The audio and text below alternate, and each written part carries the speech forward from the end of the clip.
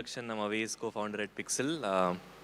We are essentially space photographers. We build cameras that go to space, capture photos, and analyze it. And Thank you for having me here. Congratulations, Bloom. Even my company, MA, celebrated 10 years last year. We are 11th year this year. We've been, yeah. And it's funny, it's called Power of the Underdog. And really felt like an underdog all the last 10 years, but now, thanks to Rocket Boys, things are looking up, yeah.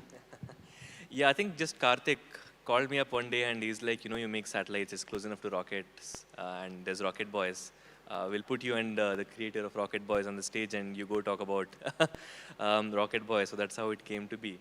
But I think we again started with Nikhil's story of, how they came to make Rocket Boys. And, it's one of the first shows that I have seen that really talks about the science story of India that really helped us leapfrog a lot of countries, right? So it would be great to know why you thought it was worth making and sort of how it came to be. Yeah. Why I thought it was worth making. I've been an armchair complainer for a long time. I mean, I just keep being in Bollywood for the last 30, 20, 29, 30 years almost now. You sit back and you complain about the kind of, talent and people that you have to work with all the time. And I just realized, I just felt that, I can't have another generation of, my daughter is 15, she's a nice friend. And I can't have my daughter have heroes who are just Bollywood superstars and cricketers, I just felt that, I mean, what are we doing? How are we raising the next generation of leaders, And we got an opportunity to tell the story. So actually, it started off with actually a wonderful phone call from my the co-producer of the show, Siddharth Roy Kapoor, and he said, hey, what, do you know about Vikram Sarabhai? And I said, yeah, I know. I've heard a little about Vikram Sarabhai. He said, have you heard about Dr. Baba? I said, yeah, of course we've heard. I mean, we live in Bombay and Baba Atomic Research Center is down, it's right there. So he said, well, what about doing a show about that? I said, who's going to watch it? Who will watch this show? Why will anybody do it? And then when you read more about it and you read more about them and you read about how, what they were, to call them scientists and to call them somebody who sent a rocket into space, or to call Dr. Baba a scientist who was the father of nuclear research, would be doing a disservice to these great men. They're just fantastic. I mean, they were literally the Renaissance men of 1940, 1950, 1960. And they had a wonderful opportunity to build the nation, so to say. So to get that opportunity to tell that kind of a story, I don't think most people would pass that up. And yeah, so I think it was very important to do it for new heroes. It's very, very important to do it for new heroes, I would think. I want to ask you a question in the sense that, so when I was doing my research, I happened to meet the chairperson of ISRO, Dr. Radhakrishnan. And I saw a lot of his, at that time, this was 5-6 years ago. We started doing the research 5-6 years back. So that's another interesting thing for Rocket Boys. It really took 5-6 years. You got to read. And I think that now that with the advent of OTT and the advent of interesting content that we are putting out over there, more and more filmmakers like myself, as well as other people, my colleagues, doing a lot of research and, of people whose stories are being told. So Dr. Radhakrishnan once, one interesting video I saw of his was, he was in a panel with Rajdeep Sardesai. And it was, I think, the India Today conclave or something. And the topic was rotis versus rockets. And funnily, season 2 of Rocket Boys will come on 30th of October. A constant, in spite of being Dr. Sarabhai, in spite of being Dr. Homi Bhabha, a constant challenge they faced was rotis versus rockets. Why space tech? Why private space tech? What is private space tech? Does India need private space tech? Yeah, I think when we started, we were students, so we were automatically very naive, and I think that has helped us. We had no idea of the challenges that would come, so you only face them once they come towards you, and then you solve one after the other. Um, the story of why space tech for us at Pixxel is very simple. We love space. It's a passion, right? Every day when we wake up, we can't believe we get to work on hardware that goes to space. So it's as simple as that. But um, a couple of events that led to it. One was that we have all grown up seeing NASA and ISRO sort of doing a whole lot of launches, and ISRO sort of very recently as well. So always fascinated with space. But then in college, I was part of the Hyperloop team, and that was being organized. The competition for Hyperloop was being organized by SpaceX, the rocket, the poster boys for the private space tech industry. They're the one that essentially opened it up. And when we were there, they took us on a tour of the factory actually, and it was mind-boggling that a private company with no government support was actually able to build rocket engines and advanced space flight all on its own. And that got us thinking as to why that cannot happen here in India. We were especially seeing a lot of people coming out of US and Europe. And India has been a space tech powerhouse thanks to Dr. Sarabhai, right? When they started in the 60s, they had to leapfrog a lot of things. Like we directly went to internet from the satellites and broadcasting from the satellites without going through a lot of the steps in the middle that usually you have to go through. So what they pioneered, either it was Dr. Baba or Dr. Sarabhai, they leapfrogged certain things. And it seemed like we were in a similar position with private space tech. ISRO had done a whole lot of stuff, but a single organization can't do it alone. And for private startups to actually catch up to what others were doing as an ecosystem, there needed to be private companies here. And it was always the principle that we should not just repeat and replicate what others have done in some other country, which is why we chose hyperspectral imaging for us. No one's done it in the world privately, right? We wanted to leapfrog other modes of private Earth imaging and directly move on to hyperspectral, because that's what got us to a point where we were self-sufficient with the Indian space program. ISRO has done a tremendous job over the past few decades. There is the ecosystem that's already set up there. There's a wealth of knowledge to build on top of. So why not make use of that? We have so much talent coming in that wants to work in aerospace, but apart from ISRO, where do they go?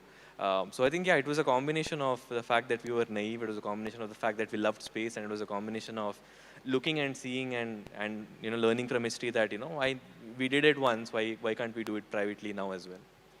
Yeah, I mean, very interesting. Because you're right. So because I mean, Incospa was a private when Dr. Sarabhai started, he started with his father's money, his own money. Yeah. So I mean, there is a lovely scene that I mean I've been watching the second season's episodes, and it's funny that you're saying leapfrog. We have a scene like that where Dr. Sarabhai is explaining to Lal Bahadur Shastri's cabinet about leapfrogging. And it's a beautiful scene that we've written where he's trying to tell him that one day you will be able to, make all your payments from your phone. So I think we've taken a little liberty over there. He's trying to explain to them that why sending satellites into space is so important, and how actually it can help with communication, and at that time defense, etc., agriculture, medicine, everything. So I mean, I'm a follower of you guys. Yeah.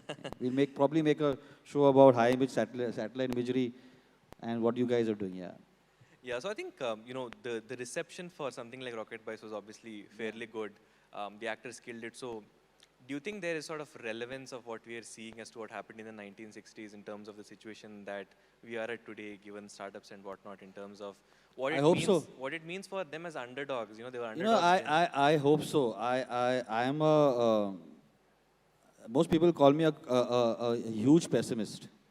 In the sense that because you've seen so much failure from your flops that I mean I'm the guy who also made Chandni Chowki China, so I was responsible for shutting down Warner Brothers in this country, and then I mean they've got revived now. But yeah, so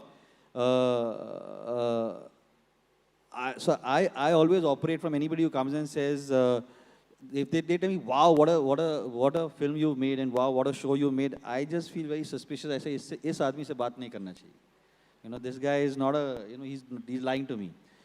So I'm a very big pessimist when it comes to my own work. But I just feel that, see, the interesting thing about Rocket Boys is that it was, at the end of the day, there was these two young men.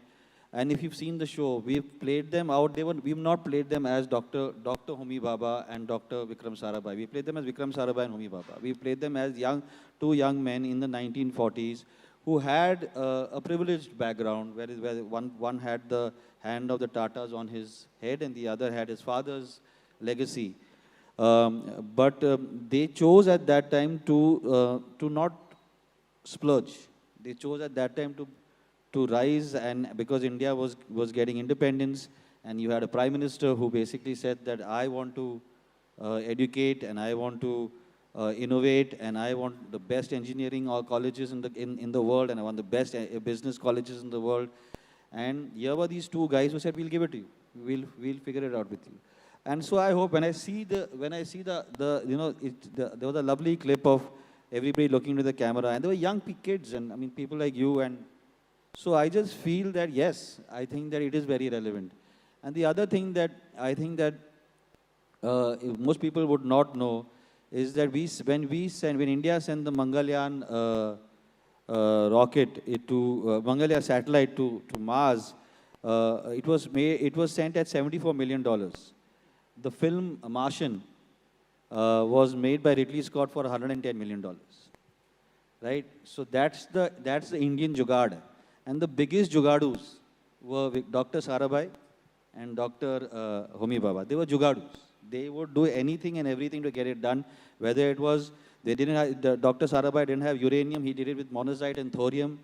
There is a beautiful scene in episode 8 of Rocket Boys where, and it's a true thing, I cannot believe it. When my writer director would come to me with all the research, I say it's not possible. How did they do it? They did transport parts of the rocket on bullock carts, on bicycles. They pulled it with ropes. So because the hydraulics stopped working, and they lifted it up. So it's all true. So I think jugaad is something that India is what India is all about. God knows Bollywood is survived because of jugaad. And I think that that relevance is something, I think that's still relevant today. I mean, I think all you guys, I'm speaking on behalf of you. I'm sure that you are constantly doing some jugaad or the other in some way or the other. So, I mean, why don't you tell me, is private space tech relevant in? I think it's, space technology doesn't seem like it adds to the value, right? People are like, why are people spending on space when there's so many things to spend on Earth? But the TV, the internet, a whole bunch of other communication, GPS that we take for granted, maps, all of it has been possible because of space, which has, led to a manifold increase in efficiency. So space tech is relevant, first and foremost. But, I binge watched Rocket Boys the first Saturday that it came out, right? And it's very relevant to myself and Kshitij that we look at these two people that almost had nothing in terms of resources. They were starting from scratch. We were starting from scratch, and they were able to go on and do such things. So why not we can go do such things as well, right? So jugaad is one aspect, of course, but I think we're at a position where we need to go beyond jugaad to be able to actually work on things that are cutting edge that no one else in the world has done. And there's no reason why India can't build world-beating companies in space tech or something else. And that requires government support, that requires working with the government. But looking at how, transporting things in the bullock cart, we transported our satellite in the Innova. So it's just that the technology has moved a little forward, but we're still sort of making do with whatever we can and sort of competing there. Yeah, I think it's very relevant. It's also very inspiring to be able to see that, draw from history and say, it's sort of a different kind of history that we are trying to make right now, and no reason why we can't. Yeah. I mean, you're right. So the right word is inspiring. I think that's the reason why I chose to make the Rocket Boys. That's the reason why I chose to make Airlift. That's the reason why, the kind of stuff that we are trying to do right now is, I think that it's very important for us to use the medium to constantly inspire. It's very, very important. Absolutely. Thanks again, Karthik, for putting Rocket and Rocket together and having us here. Thank you.